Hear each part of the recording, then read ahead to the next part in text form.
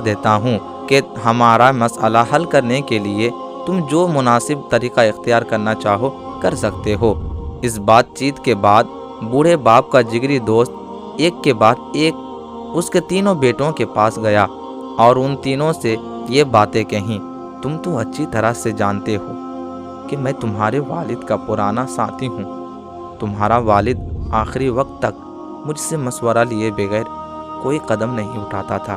لین دین ہو یا خرید و فروخت یا روز مرہ کا کوئی بھی الجھا ہوا معاملہ ہو، میں ہی مشیر خاص ہوا کرتا تھا۔ تمہارے باپ نے بہت عرصہ پہلے میرے پاس اپنے مال کا ایک بھاری حصہ بطور امانت رکھوایا ہوا ہے۔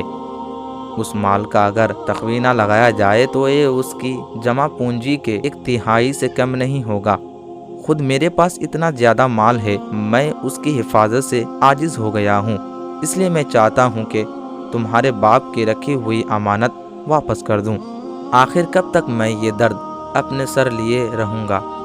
اور ہاں، میں یہ امانت تنہا واپس کرنا نہیں چاہتا۔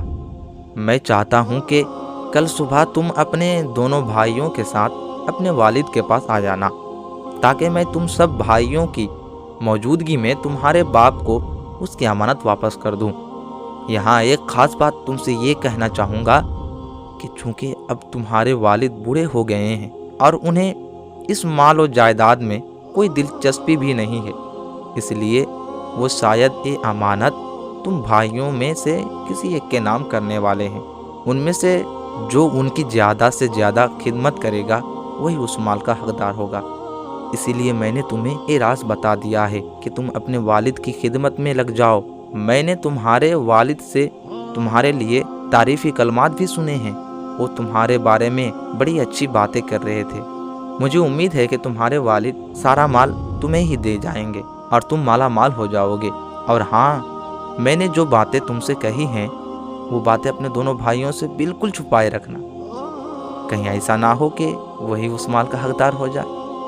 بوڑھے باپ کے اس جگری دوست نے یہ باتیں ان تینوں بیٹوں سے الگ الگ جا کر ایک ایک کے پاس کہی اور تینوں کو خوب ہرے بھرے باغ دکھلائے۔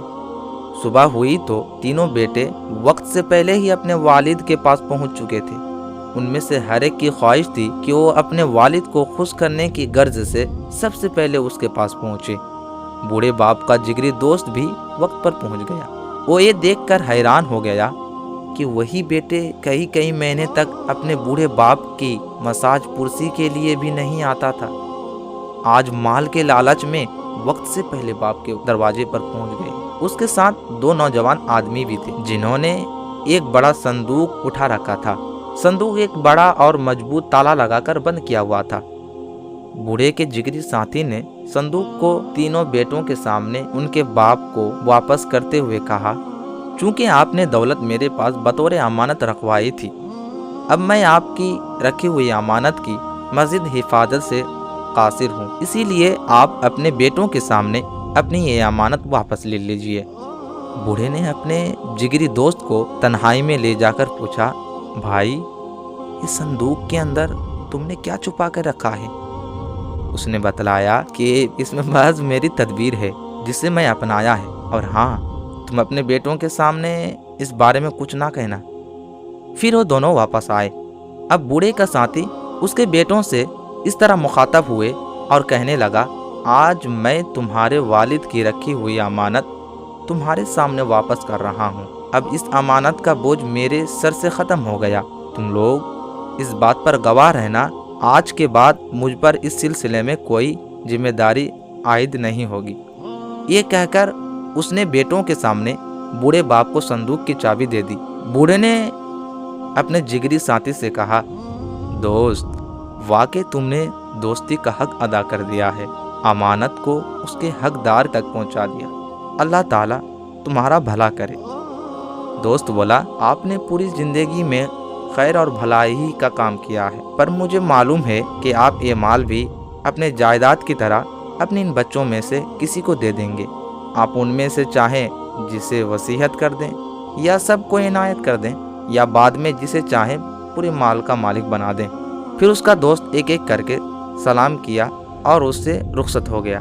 اس के बाद तीनों बेटों का हाल ये था कि वो सब के सब वफा के पैकर बने बाप के सामने खड़े रहते थे। उनमें से हर एक की तमन्ना थी कि वही उस संदूक का हकदार बने। बाप ने बेटों से कहा, मैं अभी ये फैसला नहीं कर सकता कि ये संदूक तुम में से किसे दूं। अलबत्ता कुछ दिनों के बाद इसी संदूक के अंदर एक वसीयतनामा अपने उस बेटे के नाम लिख कर रख दूंगा जिसे देना चाहता हूँ। मेरे इंतकाल के बाद तुम इसे खोलना और अंदर से जिसका नाम वसीयतनामा में निकले ये माल उसी का होगा।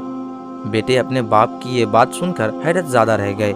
वो ये समझ रहे थे कि उनका बूढ़ा बाप ये माल भी उसके बीच ऐसे ही बांटेंगे जैसे कि जायदाद बांटा था, मगर इस दफा ऐसा नहीं हुआ। अब उन तीनों में से हर बेटा इस कोशिश में लग गया कि किसी न किसी तरह बाप के इस माल का मुस्तहिक वही ठहरे। बस अब क्या था, तीनों बेटे अपने बाप की खिदमत के लिए यूं मसरूफ हो गए जैसे भूखा आदमी खाने पर टूट पड़ता है।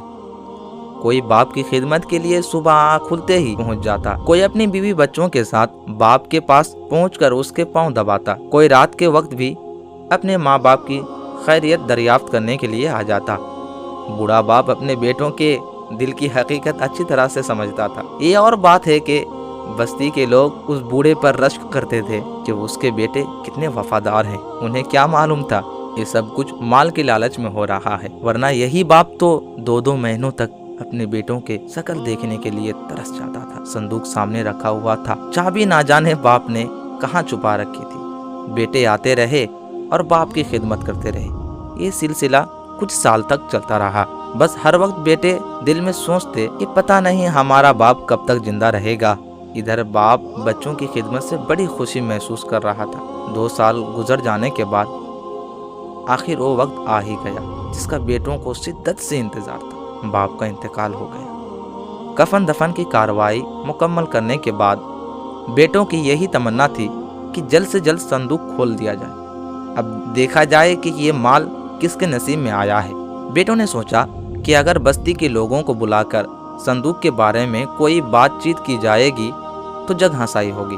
चुनांचे उन्होंने अपने वालिद के पुराने जिगरी दोस्त ही को बुलाया और उसके सामने संदूक खोलने की तजवीज़ रखी। उन्होंने संदूक की चाबी अपने वालिद के जिगरी दोस्त के हवाले कर दी और कहा कि अब आप ही ताला खोलिए। तीनों की सांसें अटकी हुई थी। हर बेटे को यकीन था कि वसीयतनामा उसके नाम ही निकलेगी, क्योंकि उसने अपने वालिद की सबसे ज्यादा खिदमत की है। अलबत्ता संदूक खुल चुका था। तीनों बेटे फटी फटी आंखों से संदूक को देख रहा था। उन्हें अपनी आंखों पर यकीन नहीं आ रहा था। वो अपनी आंखें जोर जोर से मल रहे थे। उन्हें अपने आप पर शक गुजर रहा, कहीं उनकी आंखें धोखा तो नहीं दे रही है। मगर जो हकीकत सामने थी उसमें अब तक शक की कोई गुंजाइश नहीं थी। वो देखकर हक्का बक्का रह गए कि इस संदूक में दिरहमो दनानीर, सोने चांदी, रुपये पैसे के बजाय पत्थर और मिट्टी के ढेले पड़े हैं।